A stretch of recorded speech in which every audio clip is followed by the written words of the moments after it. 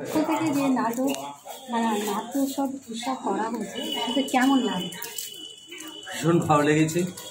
উজান এই অল্প সময়ের মধ্যেই এবং এখন যে সময়টা যাচ্ছে সেই সময়ের মধ্যে আজকে সোমবার, এই সোমবারের মতো একটা দিনে তারা যে সাহস দেখিয়েছে এবং এত মানুষ এসছে এই প্রাকৃতিক দুর্যোগের মধ্যেও, এটা আপনাদের একটা বড় সাফল্য।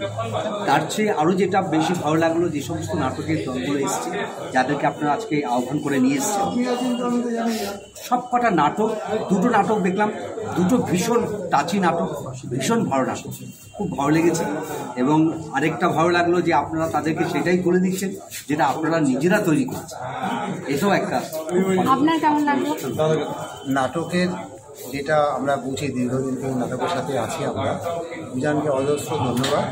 তারা এরকম একটা নাট্য উৎসব করতে পেরেছে, আগামী দিনে এগিয়ে চলবে উজান, সেটা আশা করি। কারণ এরা সবে শুরু করেছে, সবে শিশু, হ্যাঁ। কারণ নাট্য জগতে চলতে গেলে আমি অনেক দুর্গান পথ অতিক্রম করতে, আমরা আশা করি উজান সেটা পারবে। আর নাটক, সব নাটকই মোটামুটি ভালো। নাটক যারা করে তাদের কাছে নাটক ভালো লাগে, নাটক ভালো লাগে বলেই আসে। আমরা 70 থেকে এসেছি নাটক দেখতে, কেন উজানকে ভালোবাসি বলি। তা আমরা আশা করব যে। আচ্ছা স্যার, আপনাদের এই উজানের নাট্য উৎসবে এসে কেমন লাগলো? আপনাদের প্রথম নাটক ছিল। আমাদের প্রথম কথাই হচ্ছে যে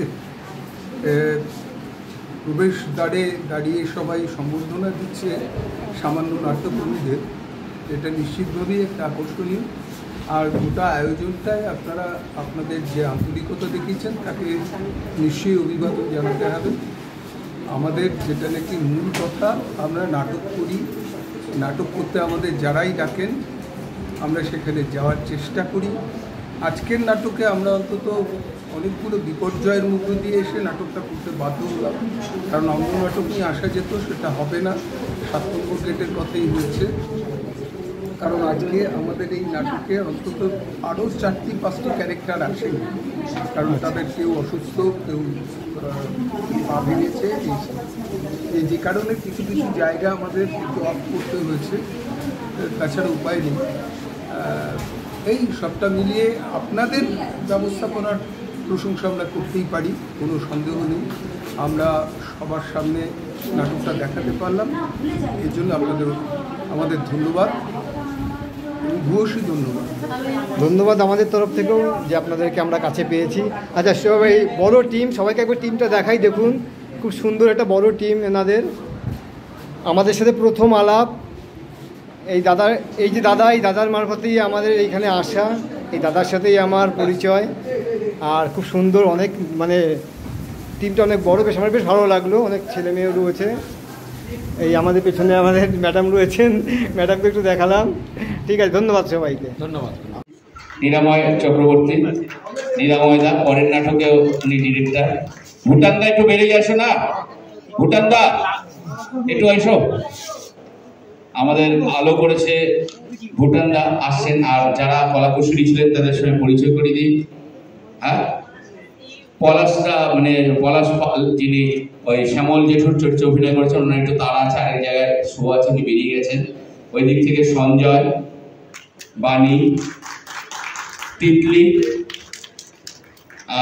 প্রসেনজিৎ, বিজয় দা, আমাদের বর্ষিয়ান দাদা বিজয় দা, আমাদের দলের আরেক সদস্য দাদা অ্যাঙ্কারিং করছেন।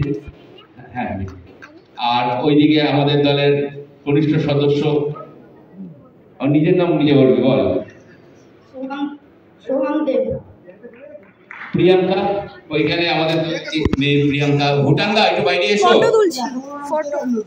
ভুটানদা একটু এসো। দাদা আলো করেছেন আমাদের ভুটানদার টাইটেল আমি যাই না, টাইটেল লাগে না। হ্যাঁ, ভুটানদা একাই আছে, ভুটান। হ্যাঁ হ্যাঁ, এবার যা বলা তুই বল, আমি অনফোন করছি। আর বলতে পারছি মধুদি রয়েছে, আর আমাদের নমিতাদি রয়েছে, যারা নাকি সবসময় অভিনেতা থাকতে পারে না, কিন্তু যে ব্যাক স্টেজ যে ম্যানেজমেন্ট, পুরো ব্যাপারটা এনারা দেখেন আর কি। অলকদা তুমি গুঞ্জন একটু এদিকে এসো। সঞ্জয় গুঞ্জনের হাতে আমাদের স্মারক তুলে দেবে।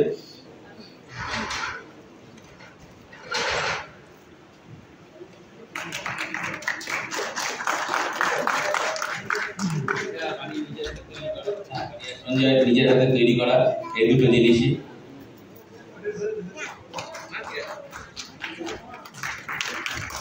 এটাও কিন্তু বাইরে থেকে কেনা নয়, পুরোটাই কিন্তু নিজেদের হাতে করে তৈরি করা। এটার পেছনেও কিন্তু অক্লান্ত পরিশ্রম করতে হয়েছে, এর জন্য একটা হাততালি অবশ্যই হওয়া দরকার।